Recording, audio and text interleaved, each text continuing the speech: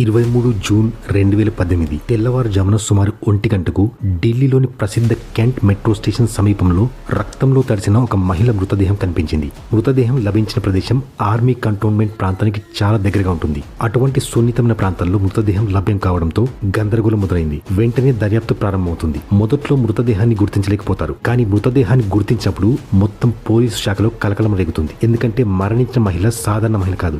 అది చాలా high profile case. పోలీసులు వెంటనే హత్యకు గల కారణాలు వెతకడం మొదలు పెడతారు. ఆ తర్వాత పోలీసుల దర్యాప్తులో బయటపడ్డ విషయాలు ప్రకంపనలు సృష్టించాయి. ఇంతకీ చనిపోయిన ఆ మహిళ ఎవరు? ఆమె చంపిన హంతకుడు ఎవరు? ఆ హంతకుని ఎలా పట్టుకున్నారు? అన్నిటికన్నా ముఖ్యంగా ఆ హత్యకు గల కారణం ఏంటి? ఈ వీడియోలో అన్ని విషయాలు వివరంగా తెలుసుకుందాం. ఈ విషయాలు తెలుసుకున్నాక మీరు కూడా షాక్ అవుతారు.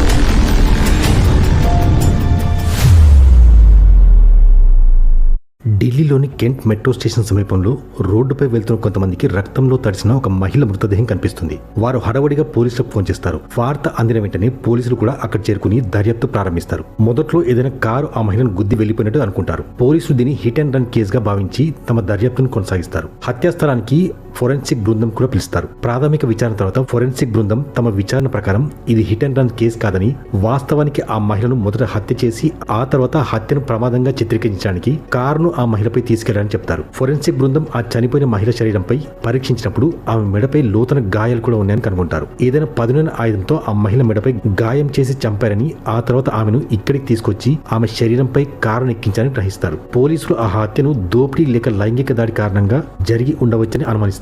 పోలీసులు ఆ కోణంలో దర్యాప్తు ప్రారంభిస్తారు.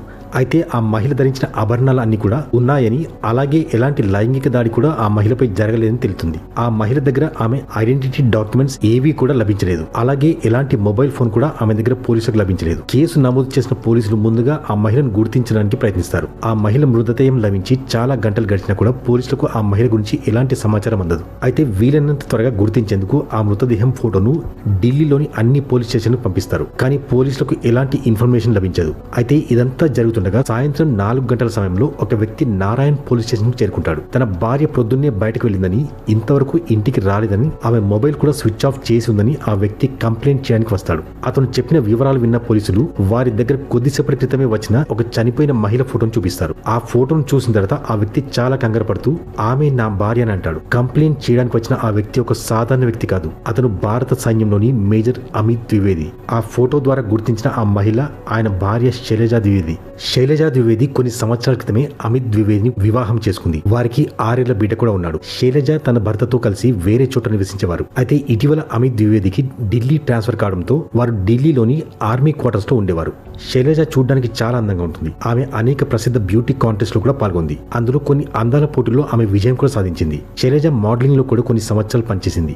ఆ మహిళ మృతదేహం మేజర్ భార్య అయిన శైలజాది కావడంతో అది చాలా హై ప్రొఫైల్ కేసుగా మారుతుంది. కేసు దర్యాప్తులో ఢిల్లీ పోలీసులకు చెందిన కొంతమంది హై ప్రొఫైల్ ఉన్నతాధికారులు కూడా పాల్పంచుకుంటారు. వీలైనంత త్వరగా వారు హత్యకు గల కారణం మరియు హంతకుడి కోసం వెతకడం ప్రారంభిస్తారు. ఈ విచారణను మొదటగా శైలజ భర్త అయిన అమిత్ ద్వివేదితో మొదలు పెడతారు. కొన్ని వారాల క్రితం తన భార్య శైలజ ఒక చిన్న ప్రమాదానికి గురైందని, అందులో ఆమె కాలికి గాయమైందని, ఆ కారణంగా ఆమె చికిత్స కోసం ఢిల్లీలోని ఆర్మీ ఆసుపత్రికి వెళ్లేదని చెప్తాడు. కొన్ని వారాల పాటు ఫిజియోథెరపీ చేయించుకోవాలని డాక్టర్ సలహా మేరకు శైలజ కొన్ని రోజులుగా ఆర్మీ ఆసుపత్రికి వెళ్లేదని, ప్రతి రోజులాగే ఆ రోజు కూడా డ్రైవర్ ఆమెని ఆర్మీ ఆసుపత్రి వద్ద దింపాడని చెప్తాడు. కొంతసేపటి తర్వాత ప్రతి రోజులాగే డ్రైవర్ ఆమెని ఆర్మీ ఆసుపత్రి నుండి పికప్ చేసుకుని వెళ్ళినప్పుడు శైలజ ఆ రోజు చికిత్సకు కూడా రాలేదని ఆసుపత్రి వాళ్ళు తెలియజేస్తారు.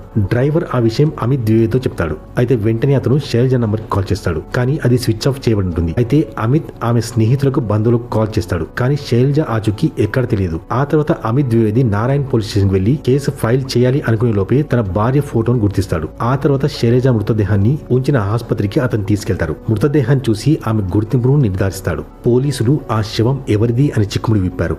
కానీ పోలీసుల ముందు మరో 2 పెద్ద సవాలు మిగిలి ఉన్నాయి. ఆ మహిళను ఎవరు చంపారు, ఎందుకు చంపారని. మీకెవరిపైనా అనుమానం ఉందని పోలీసులు మేజర్ అమిత్ ద్వివేదిని ప్రశ్నించగా అతను చెప్పిన సమాధానానికి వారు అవక్కైతారు. అతను మరెవరి పేరు తీయకుండా ఇండియన్ ఆర్మీకి చెందిన మరో మేజర్ పేరు చెప్తాడు. చాలా కాలంగా శైలజాను వేధిస్తున్న కారణంగా అతని ఆమెను హత్య చేసి ఉంటాడని అతను చెప్తాడు. తన భార్య హత్యకు కారణంగా భావిస్తున్న ఆ మరో మేజర్ పేరు మేజర్ నిఖిల్ రాయ్ హండా. పోలీసులు మేజర్ నిఖిల్ రాయ్ హండా గురించిన సమాచారం బయటకు తీయగా major Nikhil Rai posting Meerut base camp లో ఉందని తేలుతుంది. ఆ తర్వాత పోలీసులు అన్నిటికంటే ముందు శైలజ ద్వివేది చికిత్స కోసం వెళ్లిన ఆసుపత్రి బయట ఉన్న సీసీటీవీ ఫుటేజ్ ని బయటకు తీయడం ప్రారంభిస్తారు. ఆ ఫుటేజ్ లో శైలజ తన కారు దిగానే మరోవైపు నుండి సిల్వర్ కలర్ హోండా కార్ రావడం గమనిస్తారు. ఆ కార్లో నుండి ఒక వ్యక్తి బయటకు వచ్చి శైలజతో కాసేపు మాట్లాడతాడు. ఆ తర్వాత ఇద్దరు కార్లోకి వెళ్లిపోతారు. కార్లోంచి బయటకు దిగిన ఆ వ్యక్తి మేజర్ నిఖిల్ రాయ్ హండా అని మేజర్ అమిత్ ద్వివేది ధృవీకరిస్తాడు. మేజర్ నిఖిల్ రాయ్ హండా యొక్క లొకేషన్ హిస్టరీ మరియు కాల్ హిస్టరీ పరిశీలించగా శైలజ మరియు మేజర్ నిఖిల్ ఉన్న ప్రదేశం ఒకటేనని తేలుతుంది. అంతేకాకుండా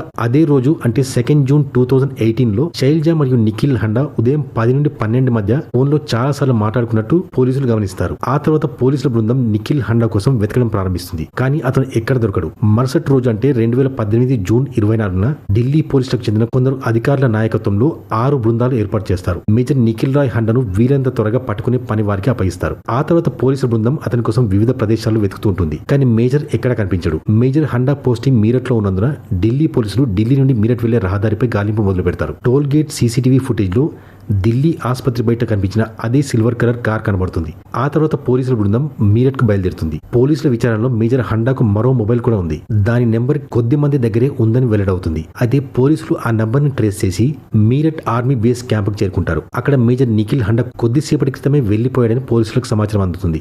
మేజర్ నిఖిల్ హండా వెళ్లిన అదే దారిలో పోలీసులు కూడా బయలుదేరతారు. కొద్ది దూరంలో మేజర్ నిఖిల్ హండా కార్ కనిపిస్తుంది. పోలీసులు అతన్ని వెంబడించి కార్ నాపుతారు. చివరికి మేజర్ నిఖిల్ రాయ్ హండాను అరెస్ట్ చేస్తారు.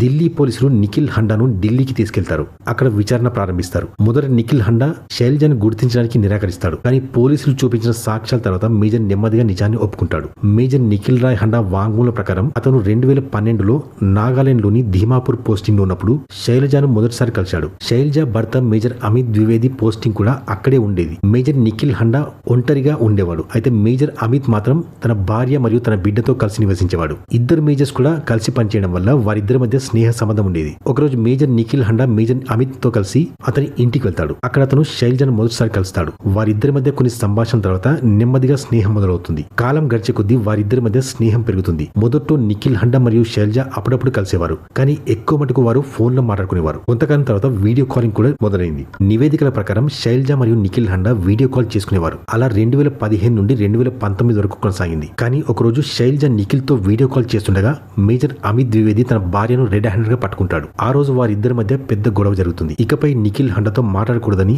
అమిత్ శైలజతో చెప్తాడు. ఆ తర్వాత నిఖిల్ హండా దగ్గరికి వెళ్లి అతను తన భార్య శైలజతో ఎటువంటి సంబంధం పెట్టుకోదని, ఒకవేళ అలా చేయకపోతే మంచిది కాదని హెచ్చరిస్తాడు. నిఖిల్ హండా చెప్పిన వివరాల ప్రకారం ఈ సంఘటన తర్వాత కొన్ని నెలల పాటు ఇద్దరి మధ్య సంభాషణ ఆగిపోతాయి. కానీ కొన్ని నెలల తర్వాత ఇద్దరి మధ్య సంభాషణ మళ్లీ మొదలవుతుంది. ఈ సంఘటన జరిగిన కొంత సమయం తర్వాత అంటే 2018 ఏప్రిల్ నెలలో అమిత్ కి ఢిల్లీ ట్రాన్స్ఫర్ అవుతుంది.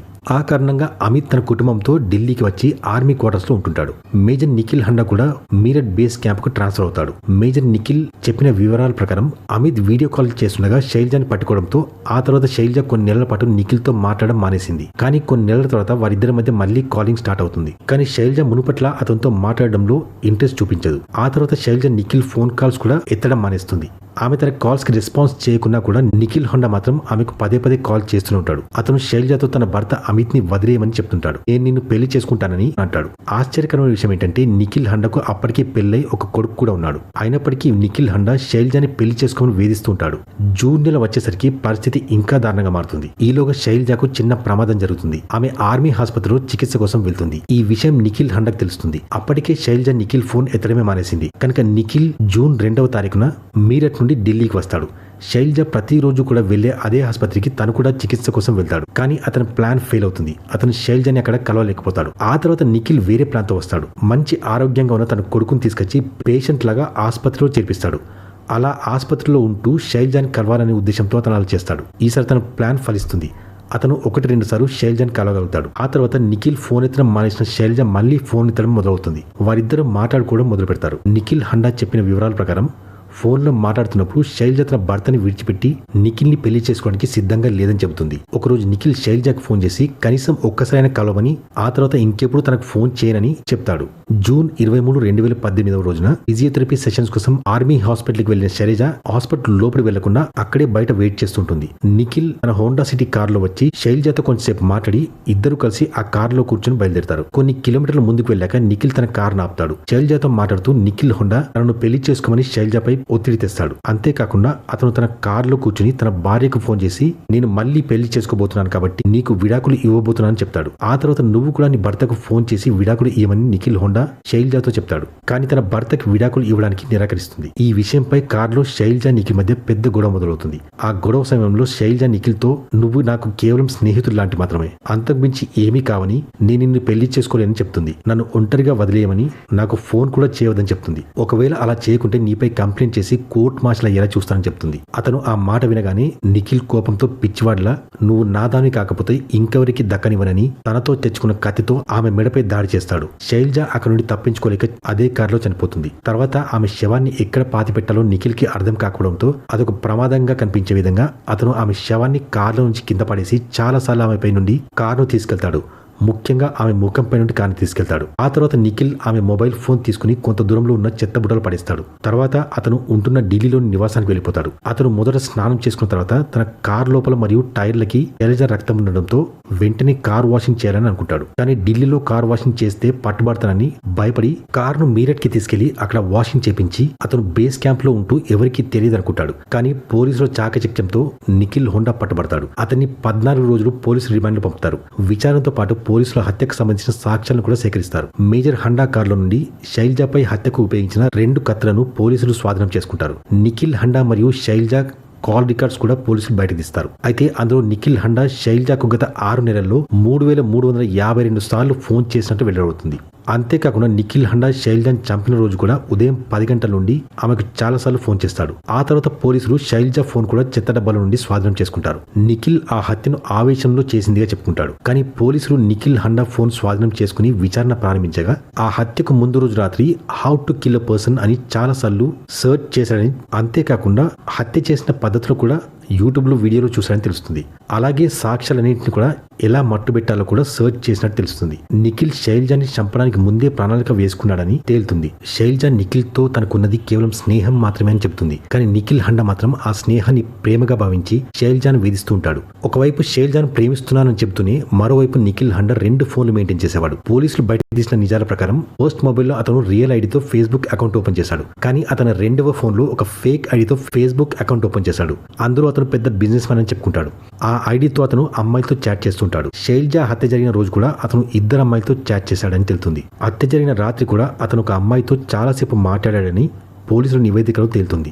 భారత సైన్యంలో మేజర్గా పనిచేస్తున్న నిఖిల్ హండా చేసిన నేరాలకు ఇప్పుడు కటకటాల వెనుక శిక్షణ అనుభవిస్తున్నాడు. నిఖిల్ హండా లాంటి వారికి ఎలాంటి శిక్ష పడాలో కామెంట్ బాక్స్లో మీ అభిప్రాయం తెలియజేయండి. ఈ వీడియో మీకు నచ్చినట్లయితే ఫ్రెండ్స్తో షేర్ చేయండి. ఇది చూసి కొంతమంది అయినా తప్పుడు మనుషుల చేతిలో చిక్కకుండా జాగ్రత్త పడతారు. ఒకవేళ మీరు మా ఛానల్కి ఫస్ట్ టైం వచ్చి ఉంటే మా క్రైమ్ స్టోరీస్ తెలుగు ఛానల్ని సబ్స్క్రైబ్ చేసుకోండి. మరో రియల్ క్రైమ్ స్టోరీతో కలుద్దాం. Take care, bye.